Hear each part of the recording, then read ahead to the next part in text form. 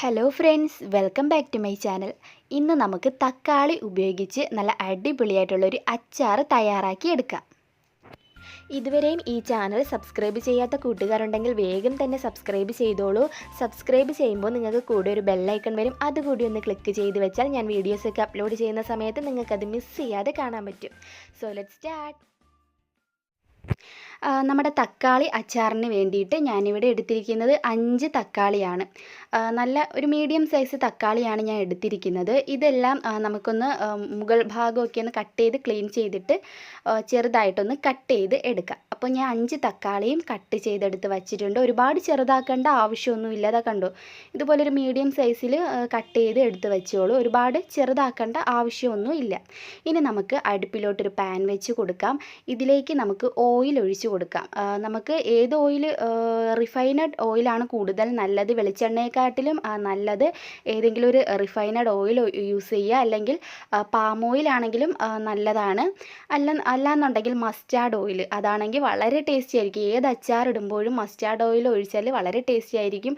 അതുപോലെ തന്നെ പച്ച എണ്ണ, അതാണെങ്കിലും നല്ല ടേസ്റ്റി ആയിരിക്കും അച്ചാറിടുമ്പോൾ. വെളിച്ചെണ്ണ യൂസ് ചെയ്യാതിരിക്കുന്നതാണ് അച്ചാറിന് നല്ലത്. അപ്പോൾ അറിയാത്തവർക്ക് വേണ്ടിയാണ് ഞാൻ ഇതെടുത്ത് പറഞ്ഞത്. അറിയാവുന്നവർ ഒരുപാട് കാണും.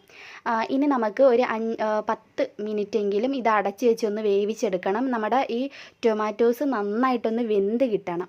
അപ്പോൾ നമുക്കൊന്ന് വെയിറ്റ് ചെയ്യാം. ഇടയ്ക്കിടയ്ക്ക് നിങ്ങൾ ഇത് ഒന്ന് തുറന്നിട്ട് ഇളക്കി കൊടുത്തുകൊണ്ടിരിക്കുക. എന്നിട്ട് അടച്ച് വെച്ചിട്ട് വീണ്ടും നന്നായിട്ട് ഇതുപോലെ നന്നായിട്ട് വേവുന്നവരെ വെയിറ്റ് ചെയ്യുക. അപ്പോൾ ഞാൻ ഇടയ്ക്കിടയ്ക്ക് ഇളക്കി കൊടുത്തുകൊണ്ടിരുന്നു. ഇപ്പോൾ ഇതെന്തായാലും നന്നായിട്ട് വെന്തിട്ടുണ്ട്. 10 മിനിറ്റ് കഴിഞ്ഞിട്ടുണ്ട്. നിങ്ങൾ നോക്കുക, നന്നായിട്ട് വേവുമ്പോൾ നമുക്ക് തീ ഓഫ് ചെയ്യുക. ഇതൊന്ന് ഉടച്ചു കൊടുക്കുക. നമ്മുടെ സ്പൂൺ വെച്ചിട്ടൊന്ന് മാഷ് ചെയ്ത് കൊടുക്കുക. എന്നിട്ട് നമുക്ക് തീ ഓഫ് ചെയ്യാം. നന്നായിട്ട് വെന്തിട്ടുണ്ട് ഇത്. അപ്പോൾ നമുക്ക് തീ ഓഫ് ചെയ്യാം. ഒന്ന് കുറച്ചൊന്ന് തണുക്കട്ടെ. ഓവറായിട്ട് ഒരുപാട് തണുപ്പിക്കേണ്ട ആവശ്യമില്ല. കുറച്ചൊന്ന് വെയിറ്റ് ചെയ്യുക. ഒന്ന് തണുക്കുമ്പോൾ നമുക്കിത് മിക്സിയുടെ ജാറിലോട്ട് ഇട്ട് കൊടുക്കാം. അപ്പോൾ നമുക്കിത് നന്നായിട്ടൊന്ന് ബ്ലെൻഡ് ചെയ്ത് എടുക്കാം. ഞാൻ നമ്മുടെ ടൊമാറ്റോസ് നന്നായിട്ടൊന്ന് ബ്ലെൻഡ് ചെയ്തെടുത്ത് വച്ചിട്ടുണ്ട്. ഇനി നമുക്കിതിലേക്ക് ചേർക്കേണ്ടത് പുളി. ഇത് മസ്റ്റാണ്, അവോയ്ഡ് ചെയ്യരുത്. പുളി പിഴിഞ്ഞ് എടുത്തതാണ്. ഒരു 2 ടേബിൾ സ്പൂണോളം പുളി പിഴിഞ്ഞത് ഒഴിച്ചു കൊടുക്കാം. ഇതിപ്പോൾ വലിയ സ്പൂണാണ് ഞാൻ എടുത്തിരിക്കുന്നത്. അപ്പോൾ പുളി കൂടി ചേർത്താൽ നമ്മൾ വിചാരിക്കുന്ന ആ ഒരു ടേസ്റ്റ് ഇതിന് കിട്ടത്തുള്ളൂ. അപ്പോൾ ഞാൻ ഒന്നുകൂടി ഒന്ന് ബ്ലെൻഡ് ചെയ്തെടുത്തു. ഇനി അടുത്തതായിട്ട് നമുക്ക് ചെയ്യേണ്ടത്, അടുപ്പിലോട്ടൊരു പാൻ വെച്ച് കൊടുക്കുക. അതിലേക്ക് ഏതെങ്കിലും റിഫൈനഡ് ഓയിൽ ഒഴിക്കുക, അല്ലെങ്കിൽ പാം ഓയിലാണെങ്കിലും മതിയാവും. ഇതിലേക്ക് നമുക്ക് കുറച്ച് കടുക് ഇട്ട് കൊടുക്കുക. ഇതിന് പ്രത്യേക അളവൊന്നുമില്ല. ഒരു 1/4 ടീസ്പൂണോളം കടുക് ഇതിലേക്ക് ഇട്ട് കൊടുക്കാം. ഇനി ഇതിലേക്ക് ഞാൻ ചേർക്കുന്നത് ഉലുവ, പച്ച ഉലുവയാണിത്. അതുകൂടി ഇട്ടിട്ട് നന്നായിട്ടൊന്ന് പൊട്ടി വരട്ടെ. രണ്ടും കൂടി ഒന്ന് പൊട്ടി വരട്ടെ.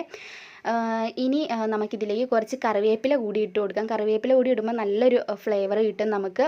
നിങ്ങൾക്ക് വേണമെന്നുണ്ടെങ്കിൽ വെളുത്തുള്ളി വേണമെങ്കിലും ചേർത്ത് കൊടുക്കാം. ഞാനിപ്പോൾ ഇത് ചേർത്തിട്ടില്ല. ഇനി നമുക്കിതിലേക്കൊരു 3 ടേബിൾ സ്പൂൺ മുളക് പൊടി ഇതിലേക്ക് ഇട്ട് കൊടുക്കുക. വെളുത്തുള്ളി നിങ്ങൾ ചേർക്കുമ്പോൾ ഓവറായിട്ട് ചേർക്കരുത്. 1 or 2 എടുത്തിട്ട് ചെറുതായിട്ട് അരിഞ്ഞ് ഇതിലേക്ക് ചേർക്കുക. ഇതിലേക്കൊരു 1/4 ടീസ്പൂൺ മഞ്ഞൾപ്പൊടി ചേർക്കാം. ഒരു പിഞ്ചോളം ഉലുവാപ്പൊടിയും ചേർത്ത് കൊടുക്കാം. നമ്മൾ ഉലുവ ചേർത്തത് കൊണ്ട് ഞാൻ ഇതിൽ ഉലുവാപ്പൊടി ചേർത്തിട്ടില്ല. കായപ്പൊടിയാണ് നമ്മൾ ചേർത്തത്. ഇനി എല്ലാം കൂടെ ഒന്ന് മൂപ്പിച്ചെടുക്കുക. തീയൊന്ന് കുറച്ച് വെച്ചോളൂ, അല്ലെങ്കിൽ പെട്ടെന്ന് കരിഞ്ഞു പോകും. പൊടി ഇടുമ്പോഴേ നിങ്ങൾ തീ കുറച്ച് വെക്കണം. ഇനി നമ്മുടെ ടൊമാറ്റോ പ്യൂരി, നമ്മൾ തയ്യാറാക്കി വെച്ച് നമ്മുടെ ടൊമാറ്റോ പ്യൂരി ഇതിലേക്ക് ഒഴിച്ചിട്ട് നന്നായിട്ട് മിക്സ് ചെയ്യുക. ഒരു മീഡിയം ഫ്ലെയിമിൽ ഇട്ടിട്ട് നല്ല പോലെ ഇളക്കി കൊടുത്തുകൊണ്ടിരിക്കുക.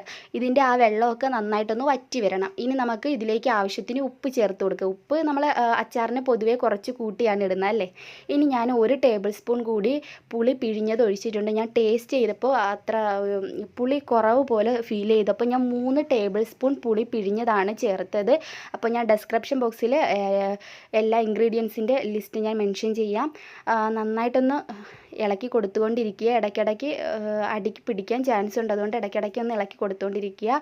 ഇതിൻ്റെ വെള്ളമൊക്കെ നന്നായിട്ട് വറ്റി ഇതുപോലെ കിട്ടണം. കണ്ടോ, നമ്മുടെ ടൊമാറ്റോ അച്ചാർ ഇവിടെ റെഡി ആയിട്ടുണ്ട്.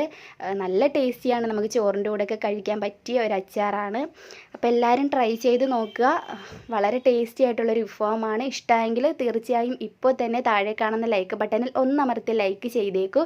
അതുപോലെ തന്നെ നിങ്ങളുടെ ഫ്രണ്ട്സ് ആൻഡ് ഫാമിലിക്കൊക്കെ ഈ റെസിപ്പി ഷെയർ ചെയ്ത് കൊടുക്കാനും ആരും മറക്കരുത്.